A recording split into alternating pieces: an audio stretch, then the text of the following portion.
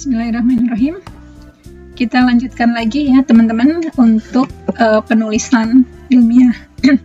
Kemarin kita sudah melihat versinya GPT tentang apa aja yang perlu dipersiapkan ketika kita akan memulai menulis ilmiah. Hal ini kaitannya dengan tugas skripsi atau tugas akhir atau skripsi mahasiswa seperti itu ya. Nah, kemudian kita sekarang mau masuk pada tema ya atau topik penelitian. Ketika teman-teman sudah mulai mempersiapkan diri untuk memasukkan judul atau tema penelitian, tapi masih bingung seperti itu, teman-teman bisa minta tolong. Kita masih pakai tool ChatGPT ya.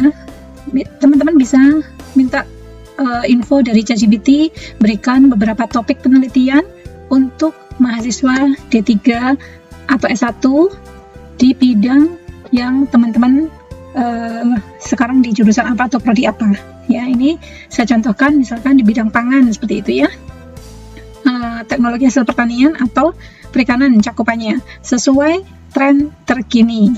Nah, kita lihat hasilnya si GPT itu berikut topik penelitian terkini yang cocok untuk mahasiswa D3 atau S1 di bidang pangan, khususnya teknologi hasil pertanian atau perikanan. Nah, topik-topik ini mempertimbangkan relevansi praktis, tren riset global, serta tingkat kesesuaian dengan kemampuan mahasiswa D3 atau vokasi ataupun S1. Nah, seperti apa topik-topiknya yang diberikan?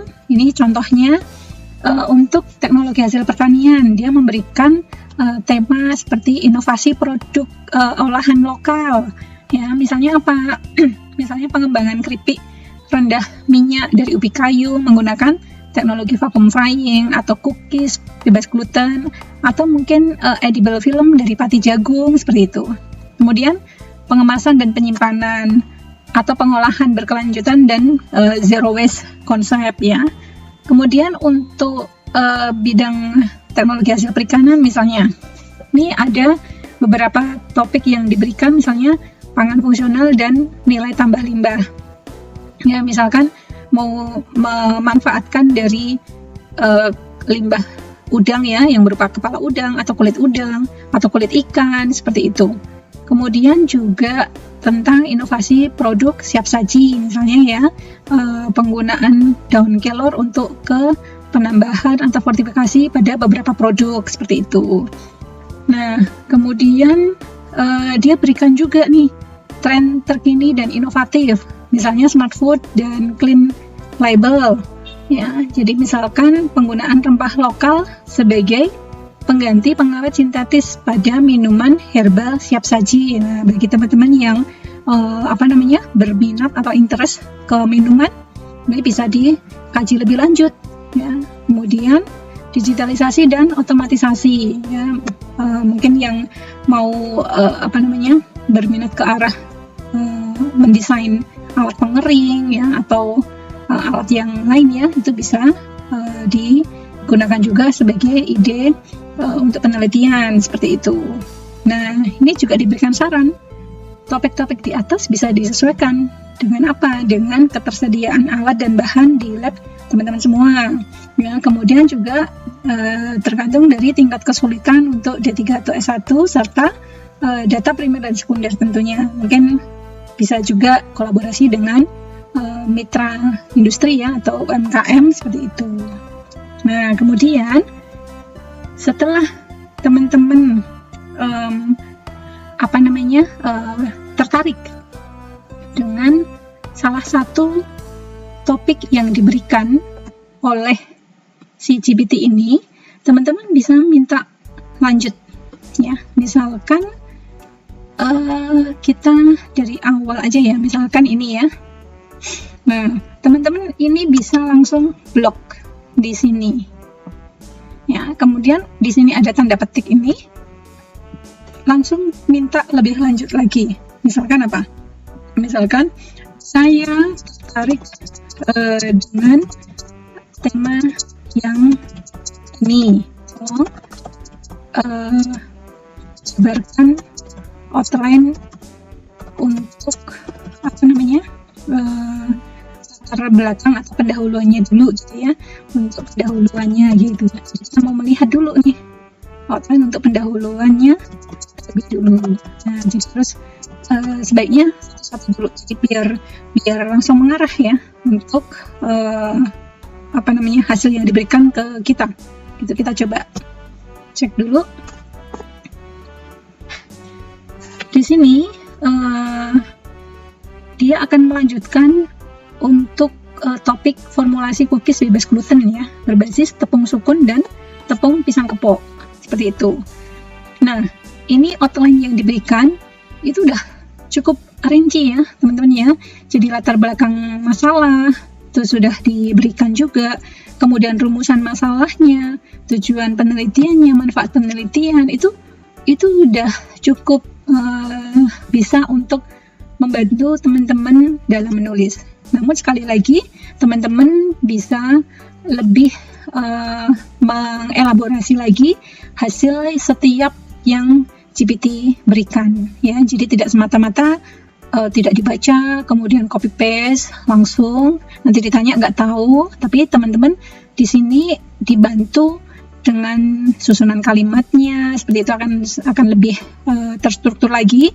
Jadi waktunya teman-teman itu bisa lebih banyak untuk memahami kontennya atau memahami isinya, seperti itu. Jadi harapannya adanya AI ini, teman-teman justru malah akan lebih bisa menggali informasi ilmu yang lebih dalam lagi seharusnya ya, karena sudah terbentukan dari tool AI yang ada, seperti itu. Nah, kalau teman-teman ini setuju, nanti bisa dilanjut, atau misalnya tidak setuju ya. Ini misalnya rumusan masalah. Nah, ini kok cuma satu ya rumusan masalahnya. Nah, ini bisa diminta dijabarkan lagi begitu. Jadi buatkan rumusan masalah, buatkan berapa? Misalnya 3 poin ya, atau 2 poin gitu ya. Ini kan sudah ada 1. Mungkin kalau mau 2, silakan teman-teman bisa ditulis. Ini saya coba untuk 3 poin rumusan masalah. Ya, kita klik di sini, karena kalau sudah di replay tadi akan sudah langsung tertuju di yang diminta ya, gitu. Nah, jadi ini untuk rumusan masalah sudah jadi 3 ya. Tadi apa? Tadi hanya pengaruh proporsi tepung sukun dan tepung pisang kepok terhadap karakteristik fisik dan organoleptik cookies bebas gluten ya. Kemudian setelah kita minta untuk dijadikan 3 poin, di sini udah langsung dipecah lagi ya. Jadi yang pertama bagaimana pengaruh variasi proporsinya, kemudian yang kedua pengaruh formulasi terhadap organoleptik cookies ya. Kalau yang pertama terhadap karakteristik fisik, yang kedua organoleptik, dan yang ketiga ini adalah mana yang memberikan hasil terbaik. Mungkin bisa berdasarkan karakteristik fisiknya ataupun sensorisnya, seperti itu. Nah, jadi bisa digali lagi kayak gitu. Jadi teman-teman jangan hanya sudah situ itu. Jadi harus memunculkan juga kreativitas berpikir teman-teman ya. Nah, sekarang kalau rumusannya sudah dipecah lagi ada 3, berarti di sini juga perlu disesuaikan ya teman-teman ya. Di sini tujuan penelitian ini kan ada 2, ini seharusnya kan menjawab dari rumusan masalah. Sekarang kita minta tolong sesuaikan tujuan dengan rumusan masalah yang 3 poin tadi. Nah, kita tunggu apakah sudah sesuai. Jadi ini bagian dari mengelaborasi, kemudian bagian dari memverifikasi dan memvalidasi hasil dari setiap AI yang diberikan. Jadi kita perlu seperti itu ya, konsep berpikirnya gitu. Kemudian kita cek lagi ya, yang tadi bagaimana pengaruh variasi proporsi tepung sukun dan tepung pisang kepok terhadap karakteristik fisik cookies bebas gluten. Kita lihat tujuan yang pertama, menganalisis pengaruh variasi proporsi tepung sukun dan tepung pisang kepok terhadap karakteristik fisik cookies bebas gluten. Jadi sudah nyambung ya antara rumusan masalah dan tujuan penelitian ini. Begitu juga yang kedua, rumusan dan yang kedua di tujuan. Ini harus berkorelasi ya. Jadi yang menjadi rumusan masalah apa, tujuannya itu juga. Begitu juga yang nomor 3. Ini hasil yang terbaik. Yang ketiga, tujuannya adalah untuk menentukan formulasi terbaik. Nah, jadi seperti itu teman-teman dalam proses penyusunan atau ideasi awal ketika ingin membuat suatu topik atau tema penelitian. Kita lanjut di video berikutnya. Terima kasih.